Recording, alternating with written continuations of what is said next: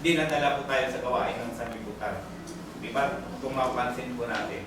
Yan. Ano ba ang tinatawag na pakikiapid sa Espiritu Santo? Marami po yan, marami pong bagay. Bibigyan ko po kayo ng halimbawa.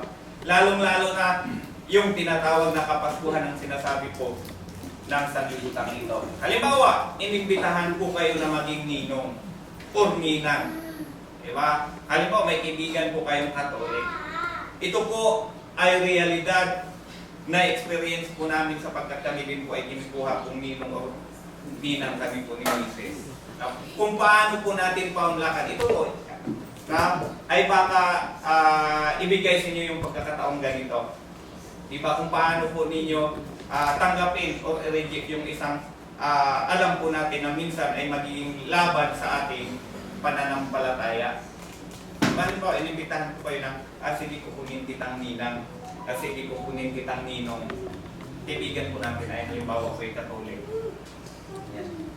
Ngayon, sa decision making na sinasabi po natin na kung halimbawa pupunta po tayo ng misa, diba, papasok po tayo sa kanilang simbahan at makikiramay po tayo sa kanilang ritual, yun po ay pakikiapid sa Espiritu Santo, mga kapatid. Diba? Kung mapansin po natin, mga kapatid. Diba? Pero sa nakasanayan at nakamulatan po natin, mga kapatid, natatakot po tayo na baka magtampo po sa atin o magaling pong kaibigan. Kaibigan natin, sila po ay Katolik po sila. Diba? May mga ganyang instances kung paano po natin i-reject. Pwede naman po natin tanggapin, sabihin po natin, payag naman ako maging ninong, payag naman ako maging ninang ng anak ko, pero hindi ako dadalo sa misa ninyo. Nasa sayo na yan kung magagalit po sa atin o sa hindi. Diba? Yan. So may mga ganyang instances po. Pero pag pinanlakan nyo po yung mga kapatid, diba? Tapos Church of Christ ka, diba? Tapos nandun ka, nakikiritual ka po sa gawain ng misa, ng pari, dahil ikaw ay ninong o ninang, yun po ay pakikiapid sa Espiritu Santo. Diba? Yun po ang tunay. Ano po bang ibig sabihin yan? Ito po. In the Bible, adultery in the Holy Spirit refers to spiritual unfaithfulness to God. Diba? Yan, lumalayo ka sa aral. Hindi ka sumusunod sa aral. Diba? Hindi po yung pagiging Church of Christ po natin ay kapag nandun lamang po tayo sa loob ng bahay-sambahan ng Church of Christ. Patunayan po natin yan kapag tayo po ay sinusubok ng pagkakataon na kung tayo nga po ay tunay ng Church of Christ. Hindi po tayo dual citizen. Sa citizenship, sa sekular na batas ng tao, pwedeng dual citizen. May dalawa kang citizenship, no? Halimbawa American o Filipino citizenship, pwede. Pero sa religion, pag Church of Christ ka, Church of Christ ka. Diba, mga kapatid? Yan po ang ibig sabihin ng tinatawag po natin adultery ng Holy Spirit.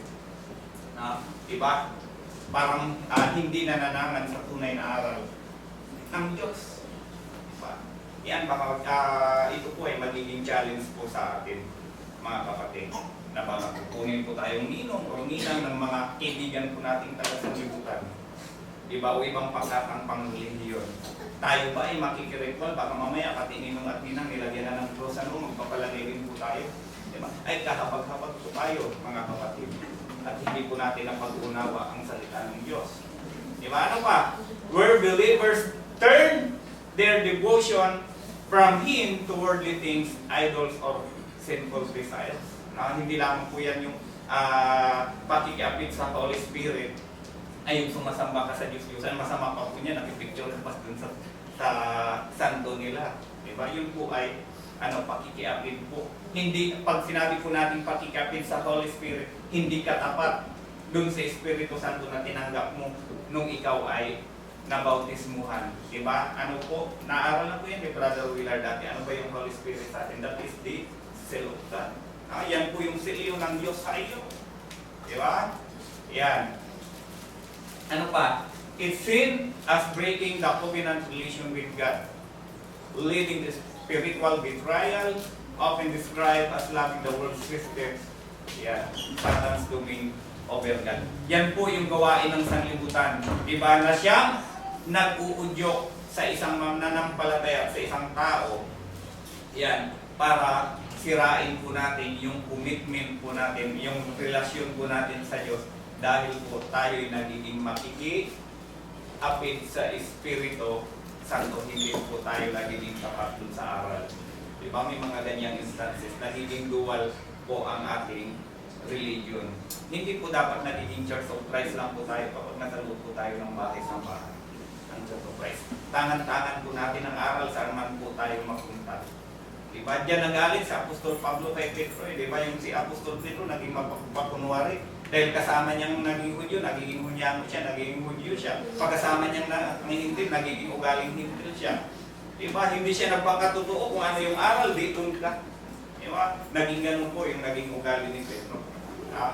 And tayo po na nananangan sa aral ay yung Church of Christ, kay Church of Christ ka. Pag sinabing walang Pasko, ay Pasko.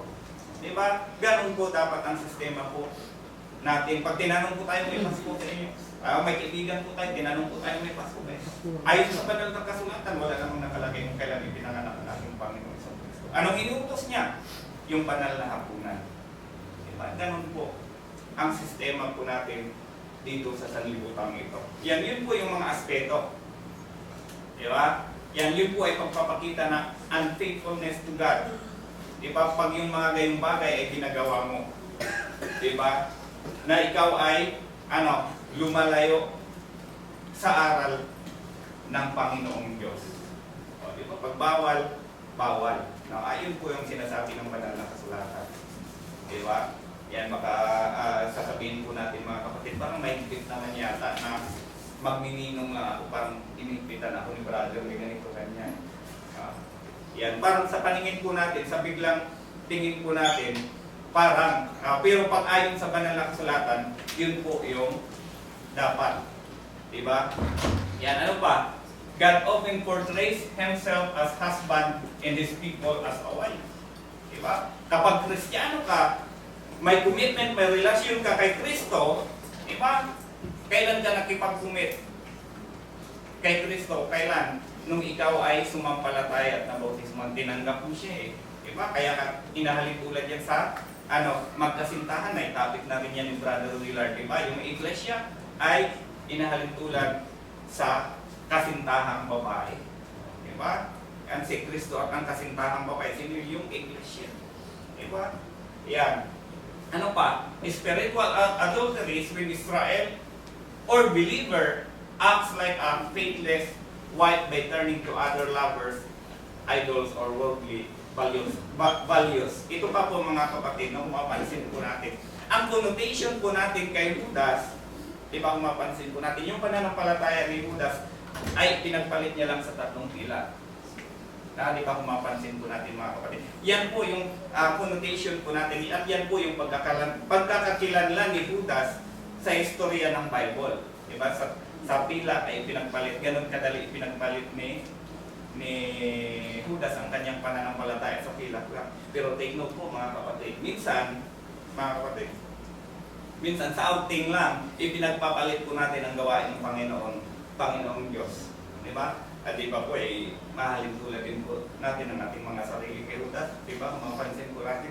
Minsan kasi mas pinapalagaan pa po natin yung outing kaysa po sa gawain ng Panginoon. Di ba? Kung mapansin po natin. Araw ng gawain, di ba? Mas pinili pa po yung outing kaysa po sa gawain ng Panginoon. Di ba po si Judas pinagpalit po ang kanyang pananampalataya sa pila. Di ba? Minsan tayo po ay ganun din, di ba? Minsan, mas inuna pa po natin yung outing kaysa sa gawain ng Panginoong Diyos. Di ba? Yun po yung tinatawag po natin minsan na magiging ugali po natin. Nung una, parang iniisip po natin, minsan lang naman ito. Di ba? Hanggang sa pagdating ng araw, nung una, mga 1 beses ka lang uma-absent sa 1 buwan hanggang sa 2 beses na hanggang sa nakalimutan mo na. Diba? Hanggang sa tumalikod ka na sa pananampalataya mo. Kasi nga, namumuhay ka na ulit dun sa gawain ng sanlibutan. Diba? Pag hinahanap na ng katawan mo yung barkada, yung mga bagay-bagay na nagpapasaya sa iyo sa laman. Diba? Yan. Isa pa po ito. Yan. Hindi lamang yung mga bagay o gawain ng sanlibutan. Yan. Ang inihalin tulad po natin sa tinatawag po natin tayo pinakikapit sa Holy Spirit.